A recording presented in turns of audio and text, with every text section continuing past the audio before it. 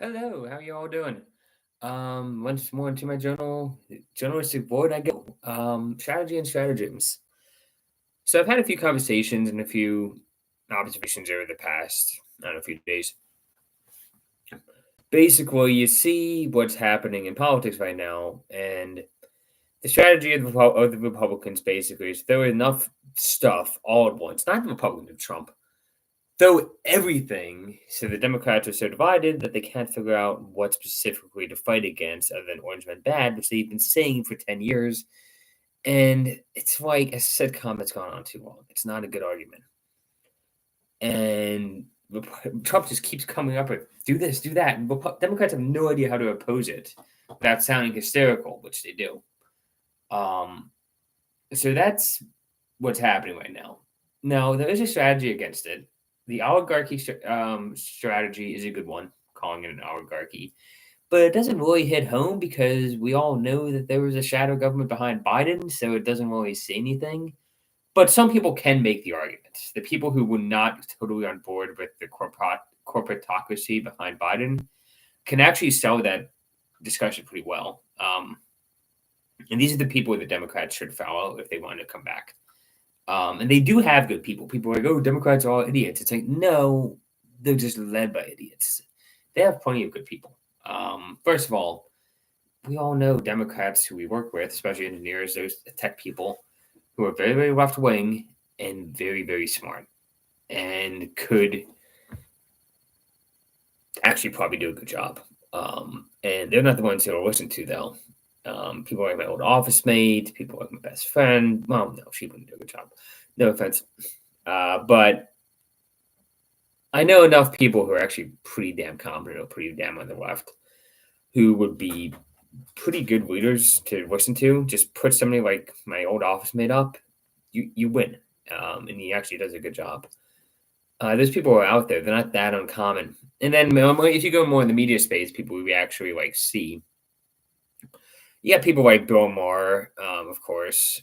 You also have people like Jon Stewart. Jon Stewart is getting really, really bad advice with the takes he's making. He knows how to be reasonable. He knows how to be a force. I think he's been kind of co-opted by his audience, but I know he's smart, so I know he can do it. And you also have people who are on the more populist left, like Sean Head, or she's basically Republican. She won't admit it. She's a Republican. Overly sarcastic productions. I'm pretty sure they're all Dems. I'm not positive. They haven't said so. It makes me wonder if one of them is, one of them isn't. But they're pretty smart. There's others. And then politics. AOC. People bash her. It's like, oh, she looks stupid. It's like, no, she's really going to play in the game. Oh, she got the job by winning an audition. Yes, and that was actually a really good strategy for finding people. Like honestly, if you get AOC out of an audition, why don't you do that more often? Like the audition strategy got you your millennial leader of the party. It worked. I mean, it sounds silly, but then we're led right now on the as a country by a reality TV star, another reality TV star on Joe Rogan on the podcast space, and yet another reality TV show on is our ambassador to the United Nations. I know Mark Burnett's not technically a reality TV star; he was a producer, but still, that's how it works. And you know what? You tried it once with AOC, and you got AOC, which is pretty good. And then Bernie Sanders, he's kind of a different story. He's a populist left who's just always been there. But he has some good takes that Republicans actually like. But if you actually have a Trump supporter, how they vote Bernie Sanders, the opinions can be, until he went after RFK too hard, the opinion was pretty strongly positive. And I think among the average Trump supporter, they would still probably think Bernie Sanders is in their corner. So that's another good example of somebody to follow.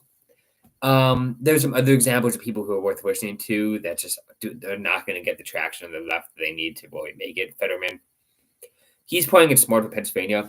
Pennsylvania is slowly but surely moving to the right, and Fetterman is orienting his politics in a way that lets him stick with where Pennsylvania is going. Yeah, I know. Who knew? A senator actually representing the opinions of their state. Wow, who thought of that one? I mean, dear God, he's a genius. The show gave him a brilliant mind that knows that you represent the people who vote for you. It's amazing. But I make fun of Fetterman, but he's learned that lesson, unlike most of his colleagues. Um, but it's just like you need to play it smart. You play it how the game is actually played. Don't pretend like the world isn't what it is. These people all are good because they know how to respond to the current time. And that can be applicable in your personal life as well. Um, Bad segue, but segue anyway. How it works. People make bad decisions in life, and there's this idea that you shouldn't go for money, and that idea is stupid. Here's why. People see dick density, the density of dicks in a certain demographic of the population. I'm going to call it D density because it's funny. I think it's funny. So you got D density, and people imagine that D density is distributed by population. So elitist types tend to think that the D density is lower at the top because they're all good people, and then it's really high in the bottom because you have like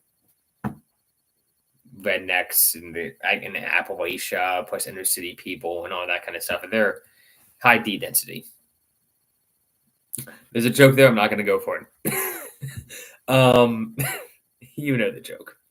And then there's more socialist people who think that the D density is really, really high on the top, or the rich people are all jerks. And they're all just high D density. By this joke, this is not making me do well at this. But they imagine the people at the bottom are all solid of the earth, good people. And then there's groups like MAGA supporters. MAGA supporters tend to be like, okay, the people in the middle are good, wholesome people. The people at the top are evil. The people at the bottom are scum, that kind of thing. And I'd say there's probably a group out there that thinks the middle probably thinks so people, anti-MAGA people, think the middle people are all dicks, and the people at the top are really smart. They know what's best for everybody. And the people at the bottom are really, really good. They're fighting against oppression. Okay, so I think that summarizes the different levels of D density that people have in their imagining of society. Right. It's wrong. D density is constant. There are dicks on the bottom, there are dicks on the top, there are dicks in the middle. There's dicks everywhere. The density is about the same, which is really, really funny. Just think about this with regards to work. There's this guy who kind of took credit for a few of my ideas, and he kind of gets condescending towards me. And he's a nice emo. No, he's not. He's like a guy, but like he's just kind of being a dick. And I've seen this a lot. This type of person, a lot. It tends to be I've just seen this type of person a lot. Maybe it's me who attracts people being dicks to me. Maybe it's my voice. Maybe it's the fact that I don't see the most masculine or whatever. I don't know. Point is, these people exist. And the thing that's weird is I've seen these people on different levels of the economic scale. I saw them in college. I saw them in my last two jobs and this job. I'm just gotten better at dealing with them. I've seen them all over the place. And these jobs have had wildly different amounts of pay. Like some of them pay a lot, some of them pay, well, they've all paid very well. The one thing I've never cared about is money, and I always have enough of it, so I don't know what the deal is with that. Point is, though, I've seen it at different levels of the economic scale, and you see it on top. You see it, obviously, see it if you're on the bottom. They're just everywhere. So that is a major factor. The amount of the D density is what determines the risk that your job has, right? Whether your job has a high risk or a low risk is determined by the D density, because the higher the D density, think of it like molecules. You're going through a water, and there's different salt molecules, and the higher the density of the higher the D density, the more likely you have a reaction that makes you have to move to the next thing, or have to get you in trouble, have to just add stress and stuff. So the D density is kind of constant, and there might be a mathematical law behind that. I think SMBC comic had a basically if you these are a self-regulating phenomenon. If you get enough of them, they start shooting each other down. If you don't have enough of them, the ones that do well become more common and then more likely to stick around. So there's like probably an optimal D density that all societies go towards. At least that's what it feels like, and it sounds true. So if D density is constant, why would you not want to make more money? The risk is the same no matter where you go. The risk of being in trouble is the same. The risk of running into a jerk is the same.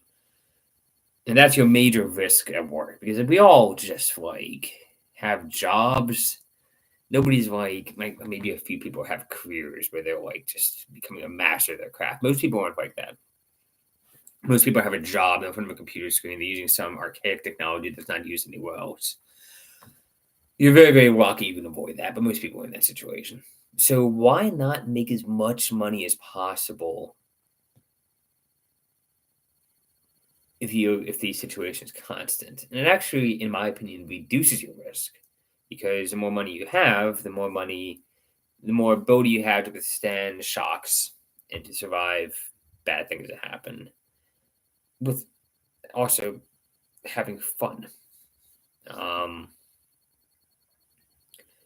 Meanwhile, if you always, I'm happy with my job, I'm content, well, you still run into the same stuff everybody else does. The only difference is that you don't have as much of a cushion to rely on. Now, if you're trying to have a job, then I'll try to get out of that situation. It sucks though.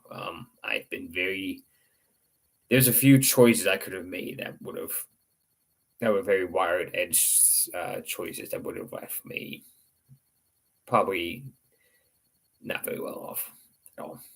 So, like, it's not about virtue. It's about some of it is dumb luck. But that's why you always look for the next thing. You always have a backup plan. You always go for the next avenue. If you don't, you're not strategizing well, and you think you're being safe, but you're not.